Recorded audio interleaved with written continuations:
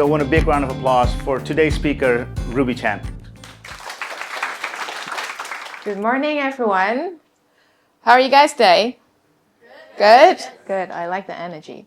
So thank you, Creative Mornings, for the invite. So I am able to share my story with you guys today.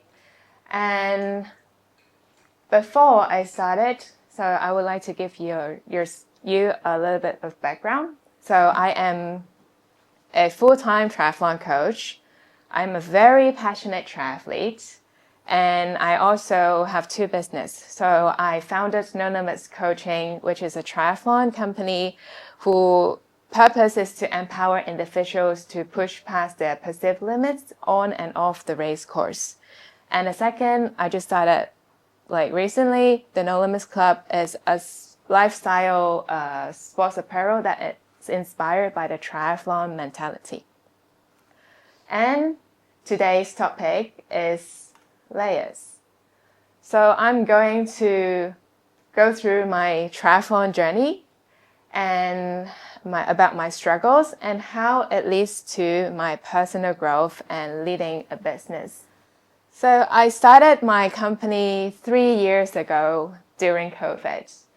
And at the same time, I wanted to commit myself to the sport to see how far I can go in this sport and to realize my full potential. And in the past 2.5 years, I've raced 9 races, including 4 World Championships and 4 Ironman and half Ironman distances, and 5 podiums internationally. So give you a bit of background of 4 Ironman races is swimming 3.8K, cycling for 180 kilometers, and running a full marathon after. So that takes about 10 to 13 hours, depends on individual. But I want to let you know that this doesn't really come an easy way for me. So before I started this business, I was in a completely different industry, and never have I ever think that I would be in this position where I'm at here now. Because I vividly remember when I chose my major in university, I got offered from a sports management major, but then I rejected immediately because I know I don't want to do this. And I only want to study what I want to study.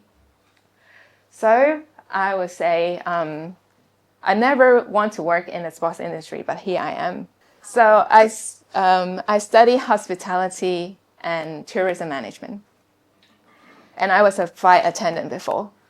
So this is what I always wanted to do since I was a child. And it was my dream. And I've been flying over different countries and enjoying my life. So COVID hit, I lost my job. And then I have to do something else. I got serious injuries that I couldn't exercise. I couldn't travel to escape from reality. And the weight of a breakup in a relationship and financial burden just add a lot to the turmoil. And all these happenings is really at the same time, and it's like the darkest moment in my life. And during this time, triathlon found me, and I rediscovered the power of resilience. So that's me flying. And at age 31, I struggled. I am very, very lost in my life, and I don't know what to do.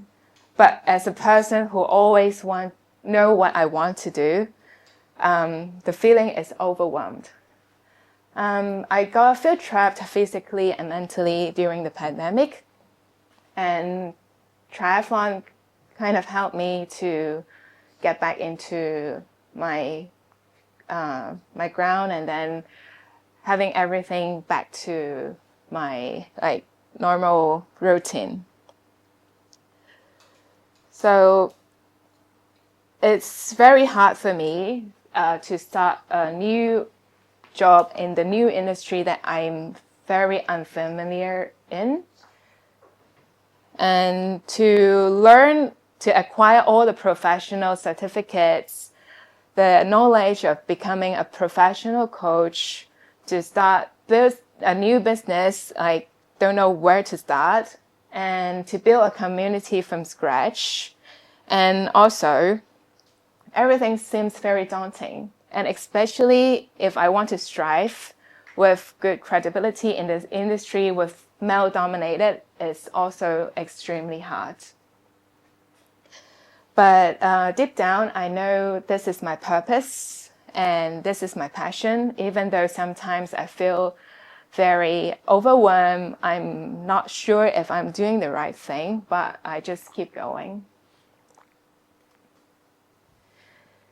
And as I said, so all these dark moments lead to the growth of me personally and professionally. So the first thing I want to talk about is resilience. So as you know, training for triathlon require a lot of physical fitness. But I always tell people that doing triathlon is actually a lot of mental fitness as well in your head.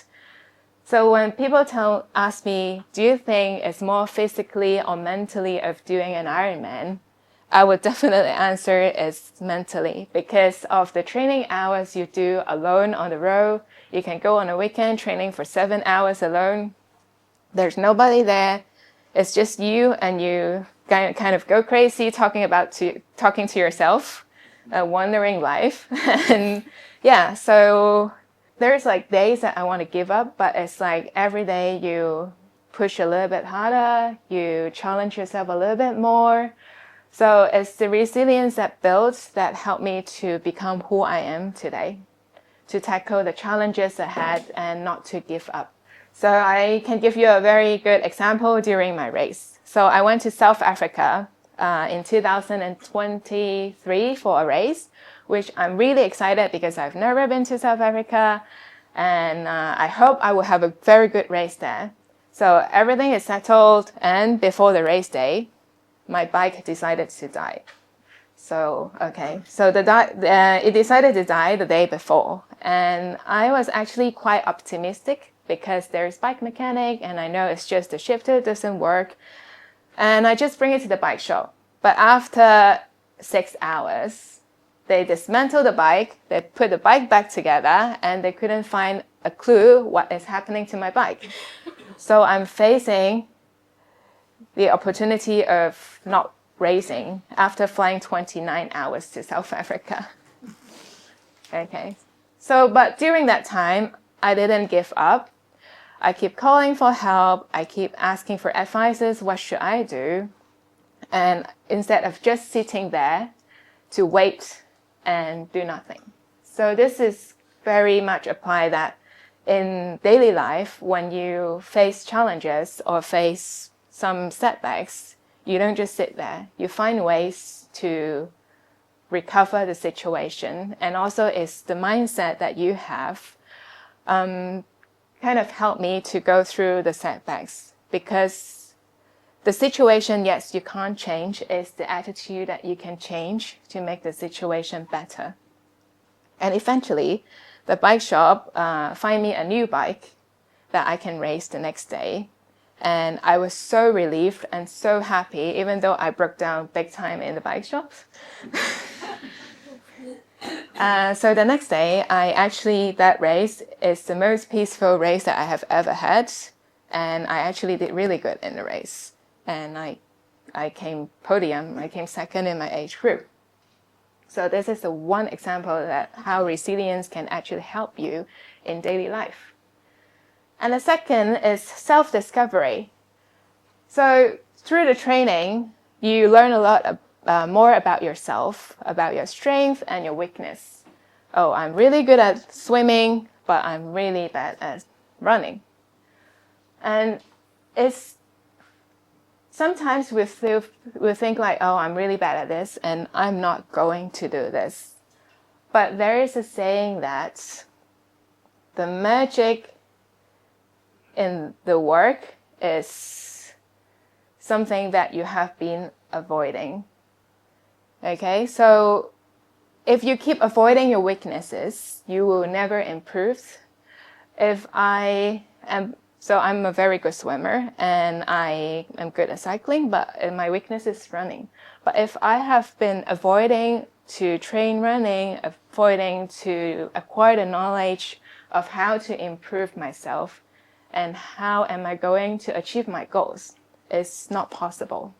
So self-discovery is a very, very good, also applied in business, that you know what you lack of, and then you have to work hard on it in order to be competitive.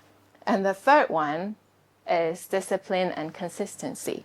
So my everyday life is usually, if for a 4 Ironman distance, I train around 16 to 20 hours a week with full-time coaching.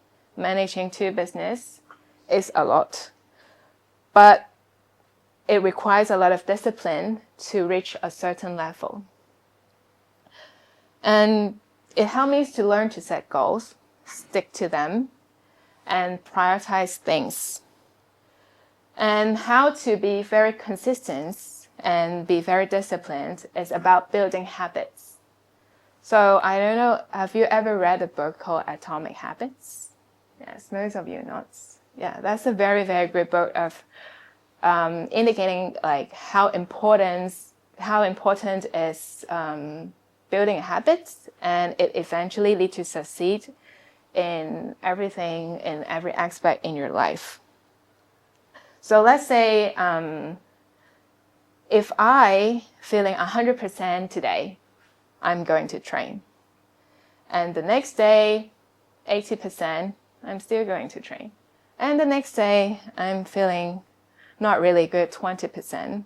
And the next day is like I got really in a bad mood, 10%. So it's not about what one thing you do in a day. It's about you do the same thing every single day that leads to the result.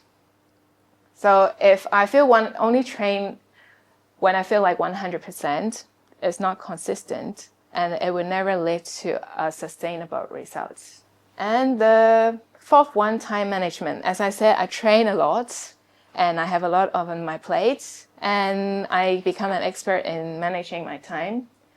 And because you learn to prioritize things, so you can have everything work according to your plan. And it helped me to really focus, and it's a very, very invaluable quality in when you are working, or even when you are socializing and doing all the things in your life. And it ensures like all my personal and business commitments are met if you have a really good time management. And lastly, I want to talk about confidence and growth mindset. So I think this is a very, very important point. So having a growth mindset is you continue to learn and not focusing on failure. So I think in traditional thinking, failure is a very negative thing. And I think because of people are afraid of being fail at some point, and they don't try to do things, and which lead to not growing. So having a growth mindset is important in being successful in your life, and as a way to build confidence. Because when you're trying to do something that you're not familiar with, yes, you were afraid before, but then when you are starting a little bit smaller steps, and then it builds your confidence, and eventually you actually will enjoy doing it. So this is very important. And as an example, I was racing in Nice Ironman World Championship last year. And what frightened me is the bike course, because it is more than 2,400 meters elevation in 180 kilometers bike. And I'm not good at climbing. But I take the challenge and I manage to really enjoy the course. So and after that, whenever my friends or we have a difficult bike course, I'll tell myself I can do it because I have done it. And through my coaching, I emphasize on the power of community and connections. So my idea to set up my coaching is to gather people with like-minded mindset and to build a community for them to have a safe space to fail, safe space to support, and to grow together. And I have the privilege to mentor many athletes with their unique challenges, a lot of very high-level management, and CEOs and entrepreneurs. And a lot of them are overwhelmed by the training, and a lot of them are actually having self-doubt about their abilities. And seeing their transformation from doubt to being very confident is the most rewarding experience that I have. So to wrap it up, so while the journey that I've been is very challenging, but I'm very grateful for it because it helps me grow. And I really embrace the journey because it's a catalyst for my personal growth. And I want to remind every single one of you today that our paths may take unexpected turns, and we may find ourselves in places that we never imagined. And with all those challenges, embracing it is a way to grow because no matter how difficult it seems, if the challenge doesn't define, it's the challenge that doesn't define us, and it's how we respond to the challenge that define us. And the layers of my journey with my struggles, resilience, passion, and compassion have shaped me into who I am today and how do I do my coaching today. But I didn't do it alone because I have a great community behind us. And growth only happens when we lift each other up and when we embrace the layers of life together.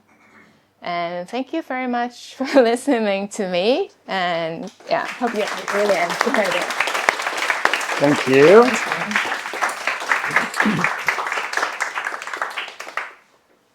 Okay, I can't even think about a marathon, let alone 280 kilometers on a bike, and what is it, 4.5 swimming? 3.8. 3.8 swimming, yeah. Did anyone have any questions for Ruby? I'm sure there's, yeah. Hi there. So you mentioned that you're racing or competing for like 11 hours.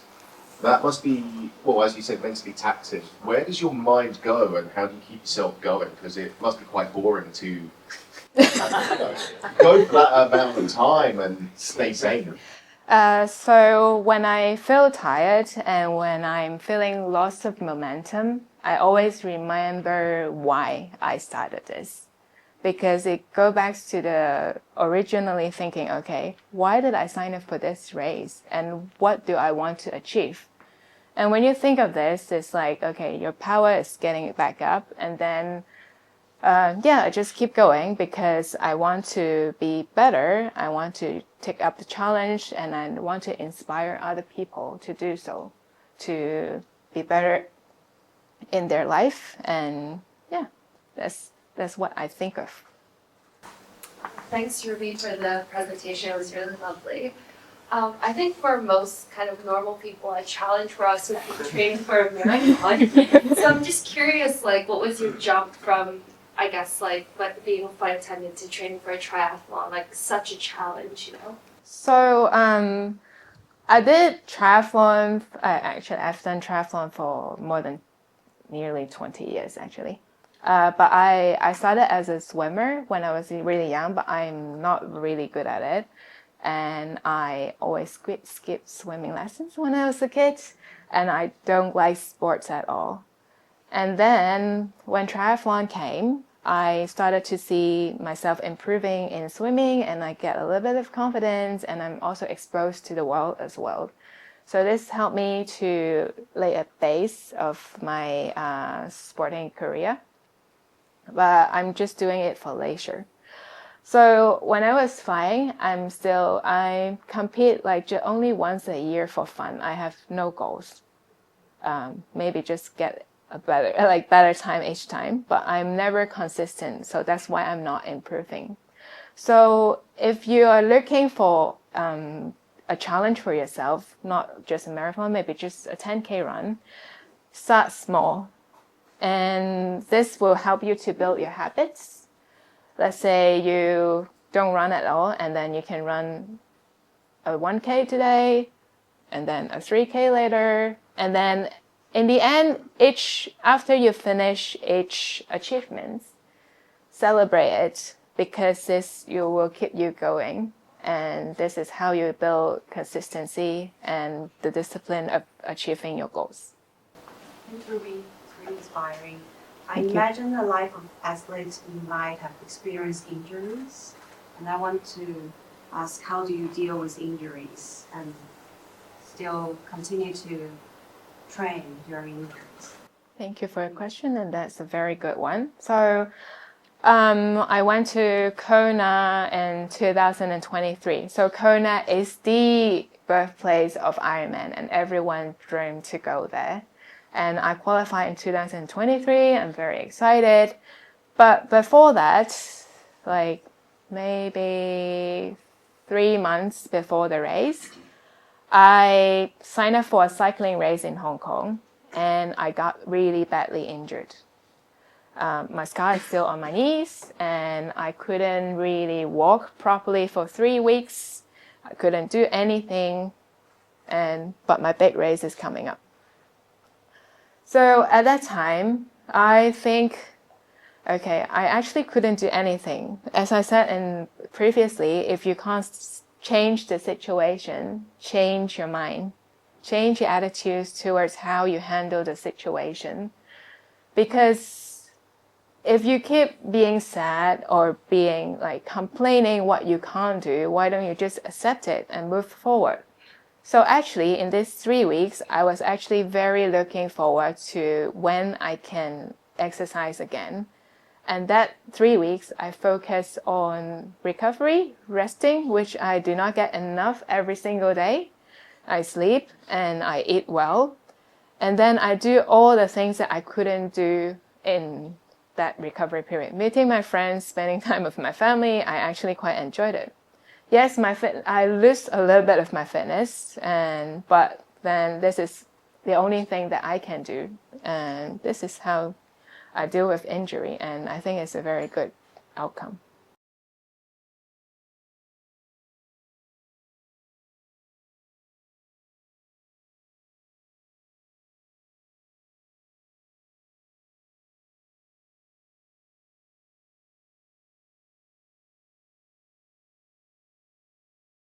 Are you talking about yourself? No, I'm just kidding. No, just kidding. So if you want to remove a bad habit, don't remove it at one time. So if you have 5 habits, remove it one by one. Because I think if we suppress ourselves too much, then in the end it will rebound. It will come back sometimes. And if you tackle it one by one, then it's same. Small steps leads to big results. And also, don't just forbidden yourself not to do it. Do something to replace it. So you're actually doing something, but just not the bad habits. So I think this is my advice of getting rid of bad habits. Let's say I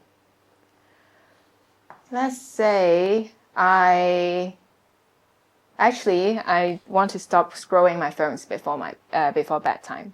So I put you can resonate? So what I do is I put my phone away. I turn on the flight mode.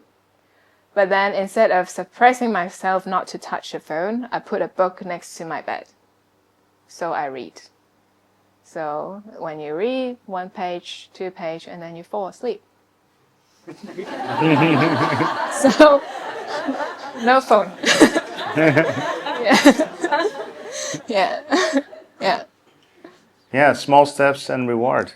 That's probably Okay, we have time for one more. Hi, thanks for the very inspiring talk. You mentioned that the business you're in is a very male-dominated business. How do you approach that kind of culture, and how do you position yourself in this kind of environment? Because I also work in a very male-dominated industry, so I'm just curious. Thank you for your question. So when I started, so I was in the circle, but not in the circle because I race, but I don't really race locally. I always go overseas because I like to travel. So people don't actually know my background. And then when I started it, it's like, oh, who is this new girl? She is not really serious. So I got looked down a lot.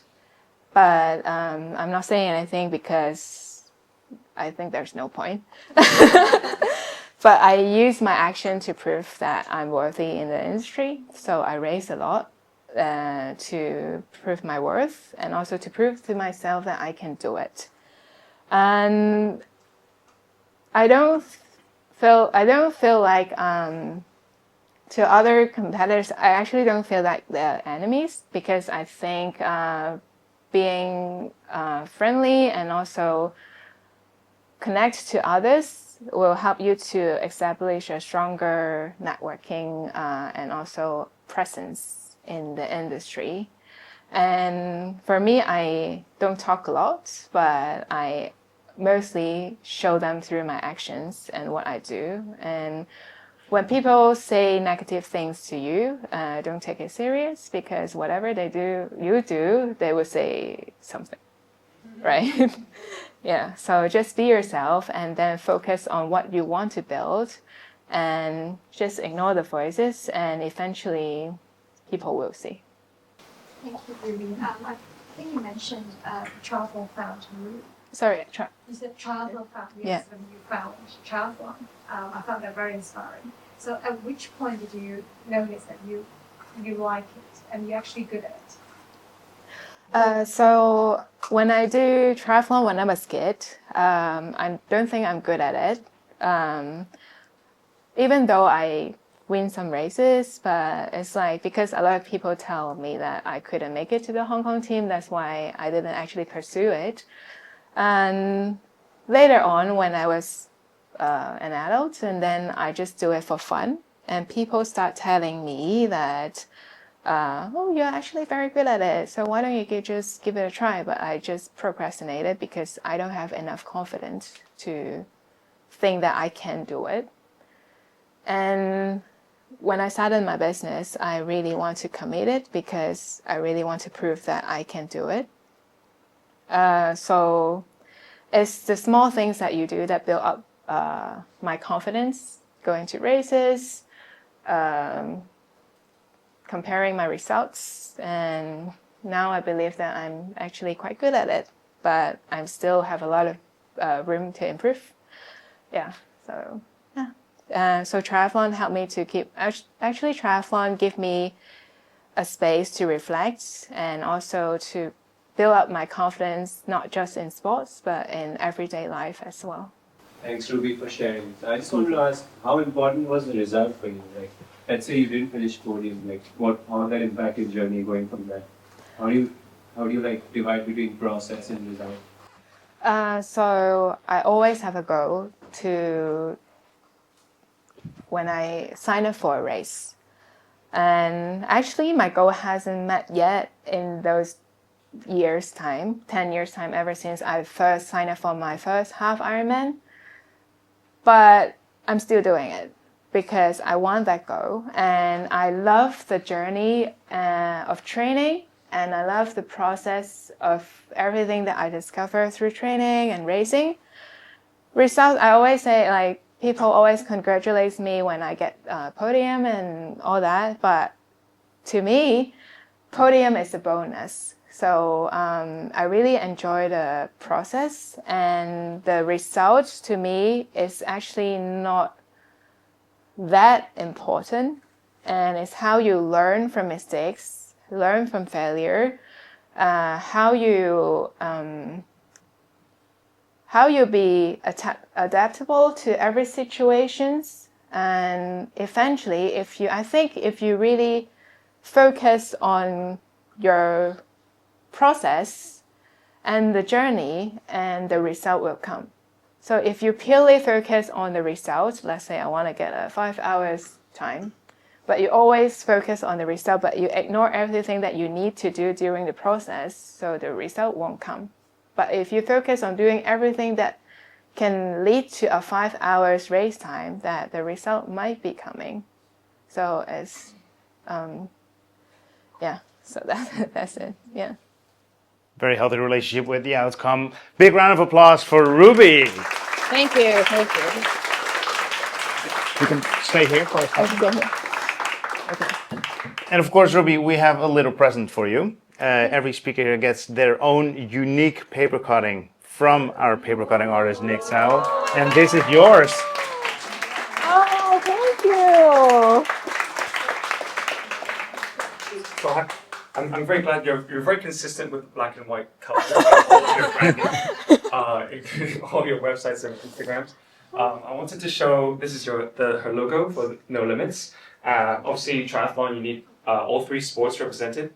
Very hard to find a photo of you swimming.